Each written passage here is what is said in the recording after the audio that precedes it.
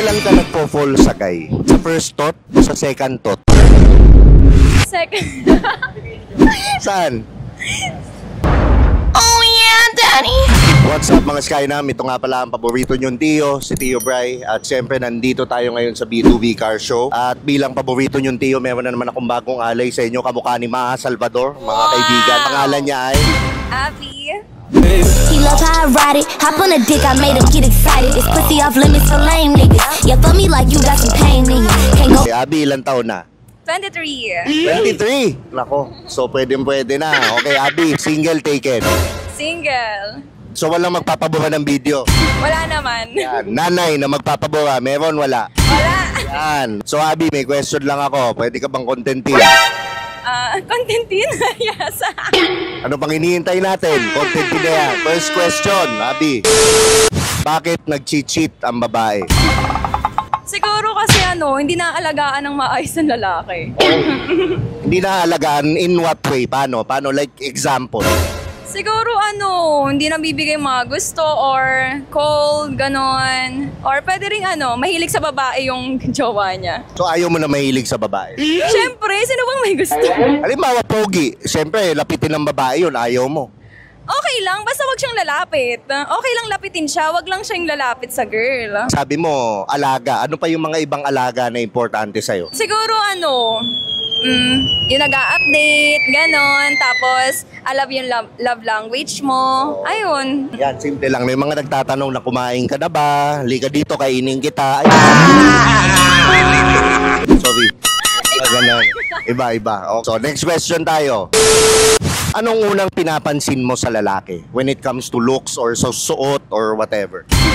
Sa looks? Sa siguro yung maayos, yung malinis tignan. Malinis daw. Okay, malinis. Okay, paano mo nasasabing malinis ang lalaki? Sa suot. Oo. Okay, like? Gusto ko yung yung simple lang, yung puting t-shirt, jeans, yung mga ganun lang. I mean, sa suot niya, ano yung unang pinapansin mo? Sa suot niya? Oo. Damit. Kasi may mga iba shoes, may iba relo, may iba... Sa damit ako. Kahit anong shoes, hindi naman kasi ako mahilig sa mga branded na Wow. Importante bang look sa'yo? May sakto lang. Yung naman, yung... masaya ako pag nakita ko siya sa umaga. Okay. Mahilig sa gwapo o hindi? Hindi sobrang gwapo. Ano lang, mga rate from 1 to 10? Mga 8. Pwede. Justified. Okay. Magkano ang kinikita ng ideal guy mo buwan-buwan at bakit? Siguro pwede na yung 30K. Give me that woman. 30K? Pwede. Basta hardworking, ganon. Yung nakikita ko naman na kahit hindi 30K, kung halimbawa mas mababa pa, pero nakikita ko naman na perseguido siya. Go na go yan. Yung tipong may pangarap na lalaki. May pangarap na lalaki, hindi yung tambay lang. Sobrang turn off. Naririnig nyo, kailangan importante yung may mga goals na lalaki, yun ang gusto mo. So, walang babae na gusto na broke na guy, tama? Yes! Wala. Alam nyo guys, kahit hindi kayo gwapo, basta nakita ng girl na sobrang antas ng pangarap nyo sa buhay, sobrang pogi points nun. Grabe, poging-pogi. Paano mo nalalaman na sex lang ang habol sa'yo ng lalaki? Siguro pag ewan ko pag laging gusto makipagkita pag gabi. Yung gabing-gabi. Paano yung mga message ng mga lalaking ganito sa'yo? Like, ano ba? mga experience mo? San ka? Yung ganun lang, yung san ka. Tapos, kumain ka na ba? Labas tayo. Ganun, yung mga ganun lang. Tapos gabing-gabi Like ano yung gabing-gabi? Mga 12, 1 a.m. Ganun yung mga chat. Pag mga 11:30, okay lang yun. Pwede pa naman siguro yun. Pwede pa, wag lang 1. Wag lang 12. Doon ako magte-text 11:30, mga ganyan. Next question. Kailan ka nagpo-fall sa guy? Sa first thought o sa second thought? Second. Saan? Paano? Saan? Sa first thought mo ba? Yung unang naisip mo? O dun sa second thought? Yung pangalawa? Okay. Second thought siguro. Second thought? Oo. Bakit? Siyempre kung ano yung pangalawa kong naisip. So pangalawa mo naisip? Oo, second thought di ba? Ano yung mga naiisip mo sa second thought? Siguro kung siyempre first thought is physical appearance, mga ganon. Yung sa second thought na is, kung may pangarap ba siya, siyempre dun ka na mag-start ma-fall sa kanya. Ayan. Next question. Oh, medyo painit na to ha. Pagpapawisan ka nito. Nasabi ko lang. Okay. Ano ang wildest request sa'yo sa bedroom? Wala eh. Wala sa may request? Wala akong experience sa ganyan eh.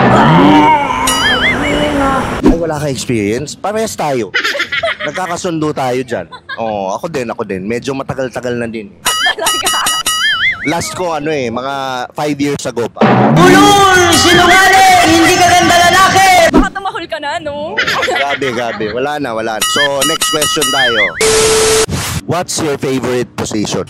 Wala nga akong experience sa ganyan. Sa trabaho, wala kang favorite position? Kung ano-ano iniisip nitong mga wholesome tong interview na to. Diba? Siyempre, kung gusto ko lang din, makangarap din akong position manager na, siyempre, di ba? Manager, okay. Paano ang posisyon ng manager? Nakatayo ba? Nakaupo? Yung nakaupo. Nakaupo. Para chill lang. Chill lang gusto mo. Binig nyo, chill lang ang gusto ni ni Abby. Ay, pinag-iinitan na ako. May initan ka talaga. Ito, base sa experience mo, saan nababaliw si Guy na ginagawa mo sa bedroom? Sa bedroom? Wala. Pag naglilinis ka ng kwarto, hindi siya nababaliw? Hindi. Sino pa makabaliw nun? Hindi, syempre masipag, ganun. Sige. Siguro lang. Pag pinaglulutuan. Pag pinaglulutuan, Games, ganon. ano yung madalas na niluluto mo? Kung ano rin favorite ko kaldereta. Paano mo sinasabi pag nakaluto ka na ng kaldereta? Paano? Halimbawa, Han, eto na, ganun, paano? Han, luto na. Yun! Di ba? Luto na. Ininit mo, halimbawa, ininit mo yung kaldereta. Paano sasabihin mo? Han, mainit na. Han! Next question. Kapag birthday mo, nagpapakain ka ba? Siyempre. Madami ako magpakain pag birthday ko. Grabe madami ka magpakain ng birthday mo. Gaano kadami? Madami. Araw-araw nga nagpapakain ako pag birthday ko eh. Araw-araw nga nagpapakain ako. Yun, araw-araw nagpapakain. Nag-enjoy naman yung kumakain. Siyempre, libre. Bagay, basta libre nga naman, masarap. Iba yung lasa, di ba? Ano yung sinasabi nila pagkain nung pinakain mo? Thank you. Yeah. Thank you. Galing sumagot. Okay, ito, napaka-famous question ito.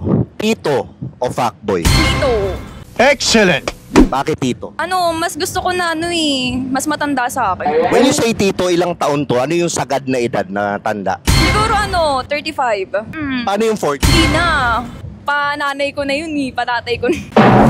Emotional, damn it! Ano yung 40 na kamukha ni Ian Veneracion? Hindi pa din. Hindi pa din, wala. Talo tayo ngayon, Okay, yun wala. Talo tayo kay Maha Salvador. Okay, sabi mo tito. Anong gusto mong tito? Titong matigas o yung titong malaki? Matigas? Titong matigas? Gaano katigas? Kaya akong ipaglaban. Yan. Ano ba yung mga nagpapatigas sa tito? Siguro pag girly yung jowa niya. Siyempre kailangan niya matigas siya. Ganun. Matigas, tigasaing. Tigasin. Ganon. Tigakain. Sorry, tigasaing. Last question na to. Kung punong kahoy ka, kailan ka huling sinibak? Kung punong kahoy ako, kailan ako sinibat? Kailan yung huli? Wala. Wala? Parang ang sinungaling mo, Abby. Totoo nga. Kanina ko pa sinasabi sa'yo Ayaw maniwala. So V pa? D. Grabe. Ito yung mga tipong papakasalan mo, Teka, kukunin ko yung IG nito. Kasi parang ang tingin mo ba sa mundo maliwanag pa, mabait mga tao. Oo, walang mali siya. Nagpapawisan na si Abby. Dahil ang gaganda ng mga sagot mo, promote mo yung mga social media accounts mo. Ayun, hi guys. Hi mga katitos. I'm Abby. My Facebook is Abby Mabilangan. IG is Abby Mabi. And TikTok is Mabi Abby. So dito na nagtatapos ang ating interview. Ito nga pala ang paborito niyong Tio, si Tio Bry. At syempre mag-subscribe kayo sa channel ko. At huwag niyong kalimutan ng Starseed Clothing. Maglalabas kami ng mga apparel ni DJ Lunyo. Lalabas ngayong May 28. At sana supportahan niyo. At lagi niyong tatandaan ng kasabihan na walang pangit-pangit. Sa titong galit. Nakakagalit ka.